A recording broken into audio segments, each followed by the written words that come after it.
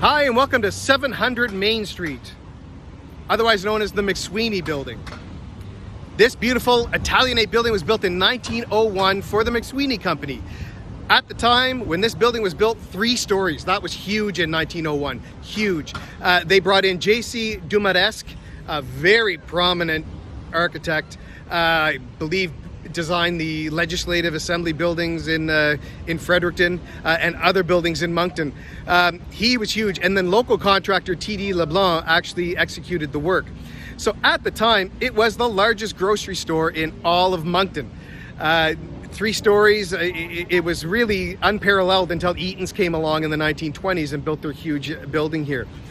So the other significant thing about this building is it had the first electric passenger elevator in Moncton, the guts of which are still there today, still working. So really, really cool building. The upper floors eventually would have government offices, courtrooms, things like that.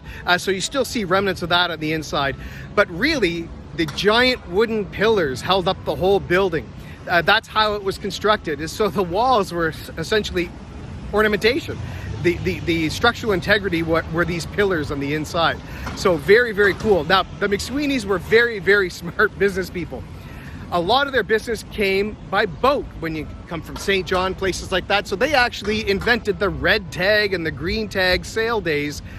They picked these days on days when the tide would be able to bring people in as early as possible in the morning and leave as late as possible in the afternoon. So capitalizing on the actual seafaring traffic.